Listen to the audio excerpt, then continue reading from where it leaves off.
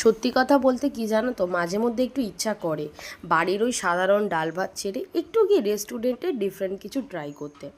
দেখো, সত্যি কথা বলতে বাইরের খাবার আমি তেমনভাবে খুব একটা খাওয়া হয় না, কিন্তু মাঝে মধ্যে আমারও একটু ইচ্ছা করে। যারা তোমরা বারুইপুরে থাকো, এই রেস্টুরেন্টটা সবাই তোমরা চেনো, এটা সিলভার স্পুনে। বিশেষ এক কারণের জন্য সেখানে যাওয়া হয়েছিল। আর সেখান থেকে আমরা কি কি খেয়েছি তোমরা ভিডিওতে দেখেছো, অনেক কিছুই খেয়েছি। তার মধ্যে এই যে আইটেমটা আছে, বাটার নান আর চিকেন দো পেঁয়াজা, এর যে গ্রেভিটা, সিরিয়াসলি বলছি দুর্দান্ত। আমি চিকেন খুব একটা খাই না, বাট স্যালাড দিয়ে এর গ্রেভিটা খেতে আমার ভীষণ ভালো লাগে।